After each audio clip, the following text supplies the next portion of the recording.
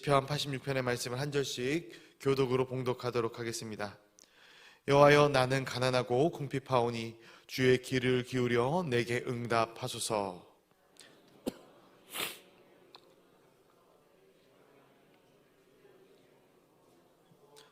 주여, 내게 은혜를 베푸소서. 내가 종일 주께 부르짖나이다. 주여, 내 영혼이 주를 우러러보니 주여, 내 영혼을 기쁘게 하소서.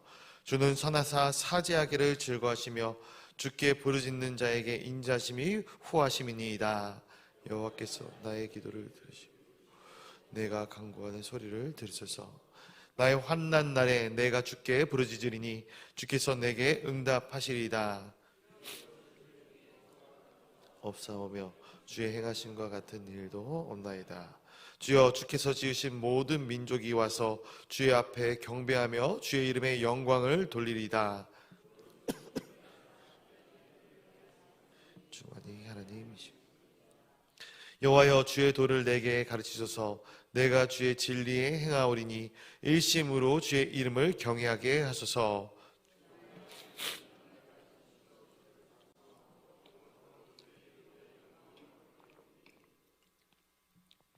이는 내게 향하신 주의 인자하심이 크사 내 영혼을 깊은 수월에서 건져내셨음이니이다.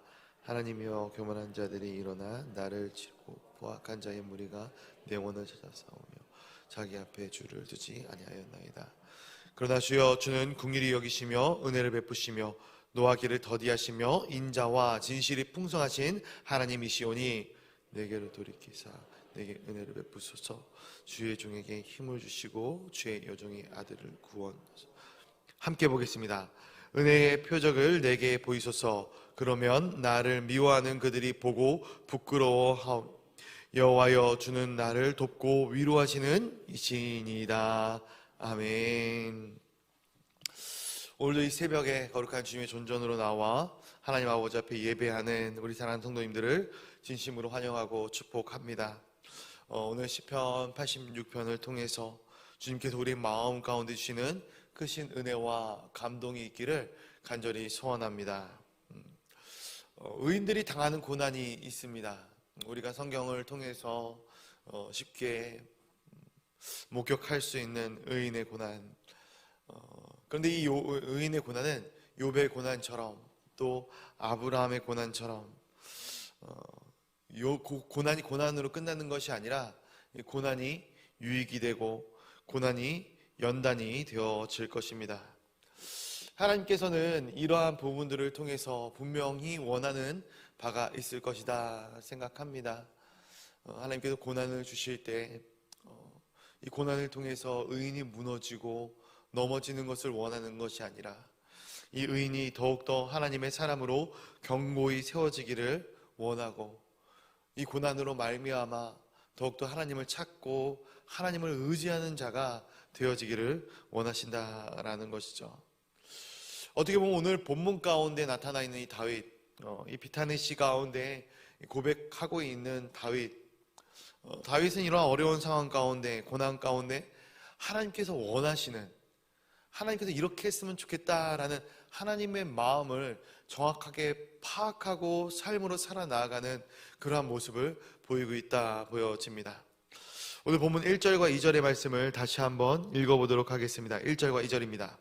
시작. 여호와여, 나는 가난하고 궁핍하오니 주의 귀를 기울여 내게 응답하소서. 나는 경건하오니 내 영혼을 보존하소서. 내 주 하나님이여, 주를 의지하는 종을 구원하소서. 아멘. 다윗은 가난하고 궁핍한 중에 기도하고 있는 것이죠. 여기서 가난과 궁핍은 우리가 표면적으로 같은 단어라고 생각을 합니다. 맞죠? 그런데 무엇이 가난인가? 무엇이 궁핍인가? 우리가 물론 물질적으로 많은 것을 가지고 있지 않을 때도 가난하다 이야기합니다. 내 입고 쓸 것이 없을 때도 가난하다라고 이야기를 합니다. 그래서 우리가 말씀을 읽으면서 이 가난의 의미가 또 하나 우리 마음 가운데 새겨지게 되는데, 심령이 가난한 것,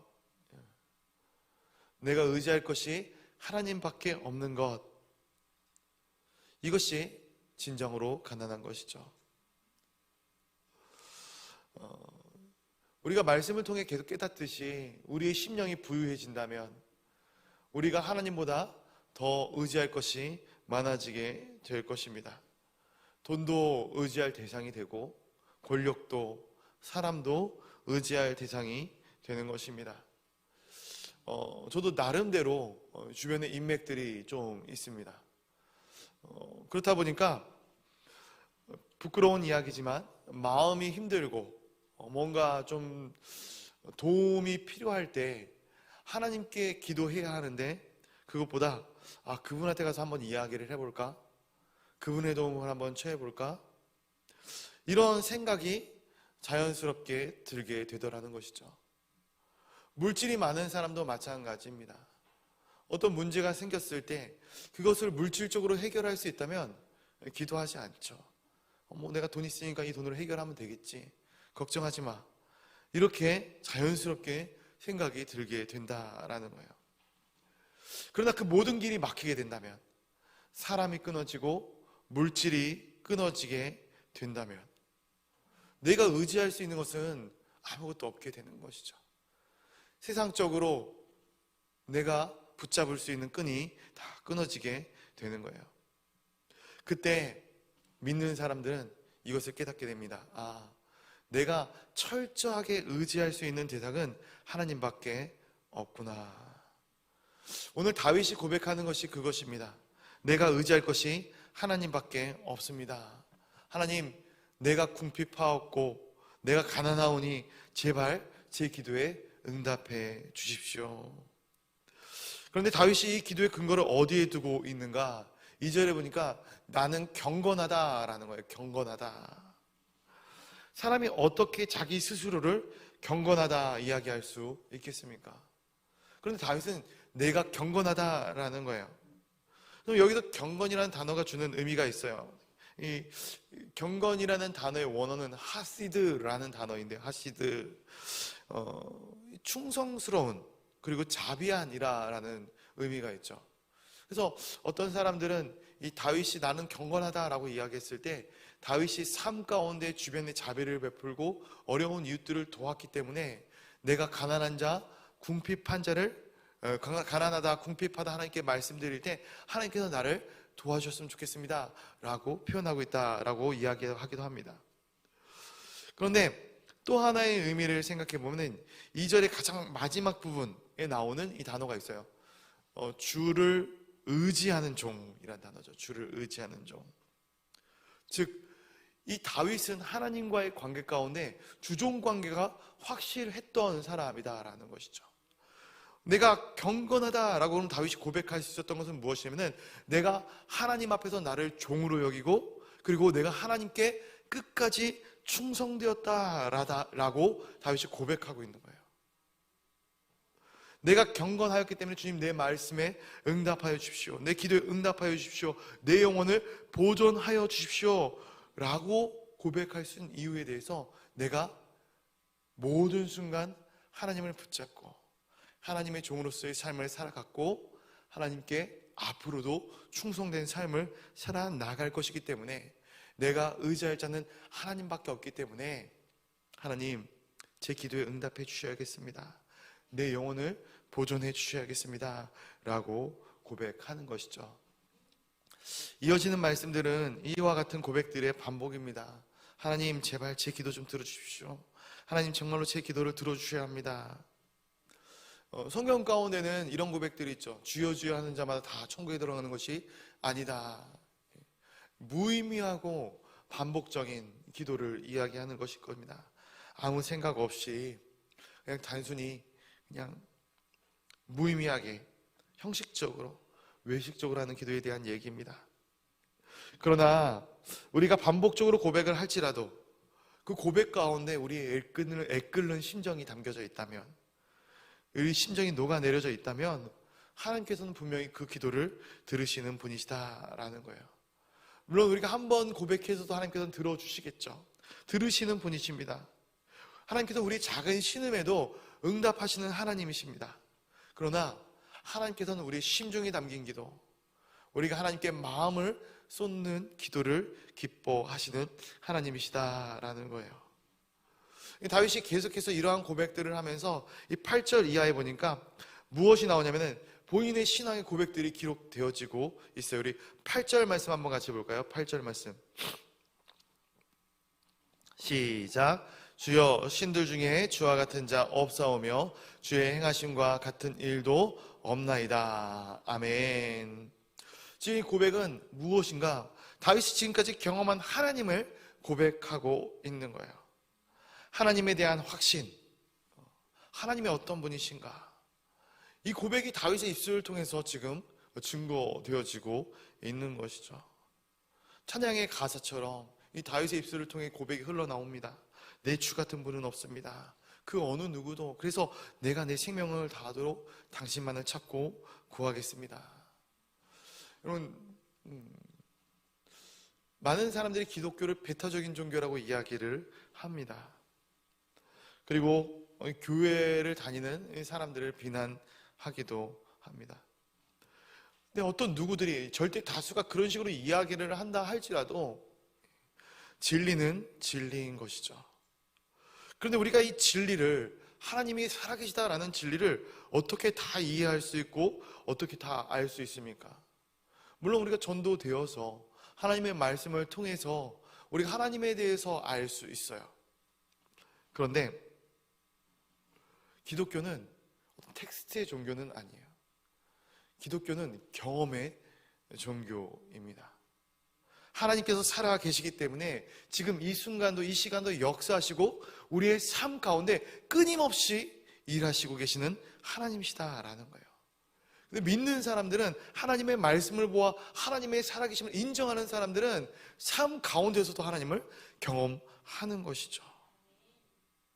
우리의 삶 가운데 살아 역사하시는 하나님을 날마다 경험하기에 우리가 이 모든 사실을 믿을 수 있고 인정하게 되는 것이죠. 다윗의 고백을 보면은 주께서 지으신 모든 민족이 와서 주 앞에 경배하고 그 이름에 영광 올려드린다 고백을 하고 있습니다. 또 하나님께서는 기이한 일을 행하시는 하나님이심을 보게 됩니다. 이스라엘 역사를 통해서 끊임없이 이스라엘과 함께 하셨던 하나님, 그리고 목동이었던, 가정 가운데 소외받았던 나 자신, 나 다윗을 통해서도 끊임없이 일하시어 왕의 자리까지 세우신 그 놀라우신 은혜의 하나님, 그 하나님을 다윗이 지금 고백하고 있는 것이죠. 시간과 공간을 초월해서 변하지 않는 진리, 그것은 무엇입니까? 하나님 외에 다른 신은 없습니다 라는 거예요. 물론 세상에 많은 신이 존재하죠. 각 민족마다, 나라마다, 어떤 나라는 범신론적인 모든 사물과 모든 만물에 신이 깃들여져 있다라고 이야기를 하기도 합니다.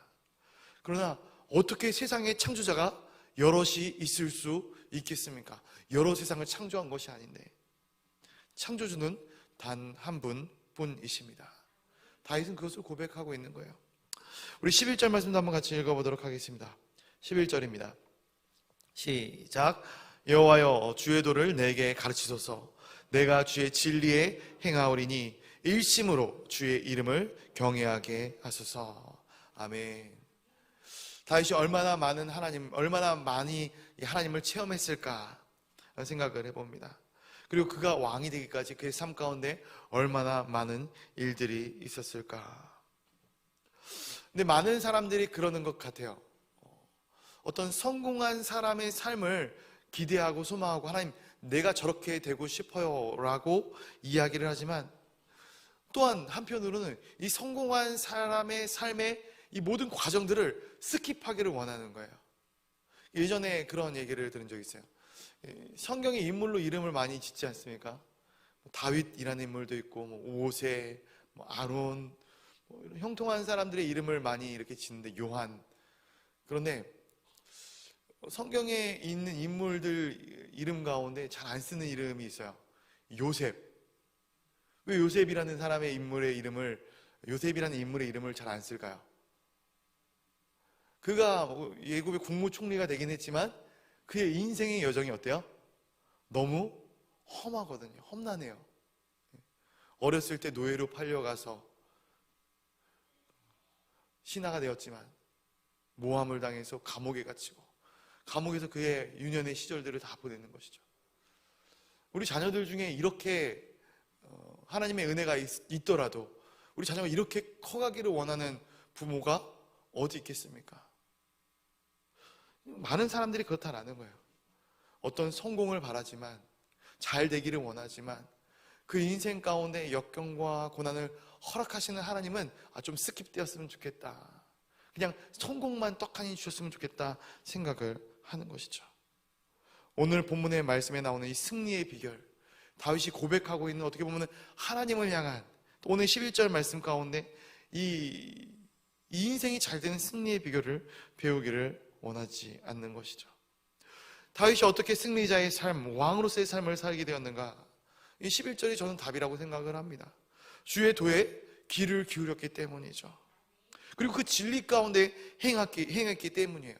일심으로, 한 마음으로 내 모든 마음을 다 모두와서 주의 이름을 경외하였기 때문에 그가 하나님의 사람으로 온전히 설 수 있는 것입니다. 하나님께 묻고 또 묻는 거예요. 하나님, 뭐 어떻게 된 일입니까? 제가 어디로 행하면 되겠습니까? 하나님, 이 길이 정말로 맞다면 하나님, 제가 순종할 수 있는 힘을 더해 주십시오. 제 영이 침체되었는데 제 영을 끼어낼 수 있는 힘이 당신으로부터 나옴을 제가 바랍니다. 오늘 이 새벽 시간에 우리 가운데 이 다윗의 물음이 있기를 간절히 소원합니다. 내가 정한 것, 그리고 내가 다 결정해놓고, 하나님 이 길이 맞죠? 하나님 저는 이 길로 가고 싶은데, 하나님께서 옳다 하면은 아무 말씀도 하지 마시고, 아니다 싶으면은 강하게 음성으로 내려주십시오. 무슨 말입니까? 내가 그냥 이 길 가겠습니다라는 거죠. 하나님의 생각과 하나님의 마음은 어찌됐든 내가 이 길로 가겠습니다. 이게 맞는 것인가? 하나님께 내 뜻을, 내 선택을 존중해달라, 이런 기도를 하기 전에 우리는 하나님께서 원하시는 것이 무엇인가, 하나님 그 뜻을 가르쳐 주십시오 라고 요청해야 되는 것입니다. 또한 그 음성을 들었을 때, 하나님 나는 그 말씀 가운데, 그 진리 가운데 행하겠다라고 말씀하는 것이죠. 내 생각, 내 마음, 내 뜻이 주님의 생각보다 앞서지 않는 것, 그리고 주님의 뜻에 대한 확신이 있다면 그 말에 전적으로 순종하는 것, 이것이 오늘 이 다윗의 고백처럼 하나님의 이름, 그 이름을 경외하는 것입니다. 내 이름이 드러나는 것이 아니라 하나님의 이름이 드러나는 것. 내가 내 생각과 뜻대로 행하고 앞으로 실천하고 나갔는데 잘 됐어요. 누구를 찬양하겠습니까? 야, 내가 그렇게 했더니 잘 됐더라. 내가 그렇게 자녀를 키웠더니 자녀가 잘 되더라. 이것밖에 안 나는 것이죠. 그러나 하나님의 말씀에 순종하며 나아갈 때는 우리가 철저히 하나님께 기도했더니, 하나님의 말씀에 순종했더니 하나님께서 나의 삶 가운데 이러한 은혜를 부어주시더라 고백할 수 있게 되는 것이죠. 우리 마지막 17절 말씀 한번 읽어보도록 하겠습니다. 17절입니다. 시작. 은총의 표적을 내게 보이소서. 그러면 나를 미워하는 그들이 보고 부끄러워하오리니 여호와여, 주는 나를 돕고 위로하시는 이시니이다. 아멘. 아멘. 결론적인 다윗의 고백입니다. 이 고백은 무엇이냐면은 환난 가운데 다윗이 믿고 의지할 리는 하나님 한 분뿐입니다 라는 다윗의 고백이에요. 그러면서 다윗이 계속해서 고백하는 것은 무엇이냐면은 내가 철저히 당신의 소유다라는 것을 고백하는 거예요. 물론 이 다윗은 이스라엘의 왕입니다. 왕으로서 수많은 신하들을 부리고, 그리고 이 신하들에게 명령을 내리고 또 조언을 받고 이러한 삶을 살았을 것이에요. 그러나 마찬가지로 역지사지로 다윗이 신하를 대했던 것처럼 나 자신도 하나님과의 관계 가운데 철저히 신하로서, 군신으로서의 삶을 산다라는 것을 한시도 다윗은 잊지 않은 것입니다. 그렇기 때문에 하나님께서 말씀하시면 무조건 순종, 이것이 다윗의 삶이었거든요. 무조건적인 순종. 때로는 자신의 생각과 맞지 않을지라도, 물론 다윗도 실수합니다. 다윗도 죄를 범하고 실패를 경험합니다. 그러나 모든 순간 가운데 하나님의 음성이 들릴 때 이게 중요한 거거든요. 죄를 안 범했다라는 게 아니라 하나님의 음성이 들릴 때 그는 자복하고 회개하고 하나님께서 하시는 말씀에 자신의 삶을 따랐던 사람이었다라는 것이죠. 우리의 연약함은 우리 자신도 잘 알 것입니다. 그런데 때로는 방어 기제가 높은 사람들을 보면은 우리의 잘못이 지적되었을 때 과하게, 과민하게 반응하는 것이죠. 나는 잘못한 적이 없다. 그건 내 잘못이 아니다. 저 사람이 잘못해서 내가 이러한 죄를 범하고 있다. 내가 이러한 실수를 한 것이다. 건강하지 못한 것이야. 그러나 하나님 앞에서 우리가 연약하다는 사실을 인정한다면 우리의 죄가 깨달아졌을 때, 우리의 연약함이 누군가의 입술을 통해서 드러났을 때, 저 사람은 왜 나를 욕하지? 왜 나에게 그렇게 평가를 하지? 이게 아니라 하나님께 엎드려서 회개하고 하나님을 의지하게 되는 것이죠.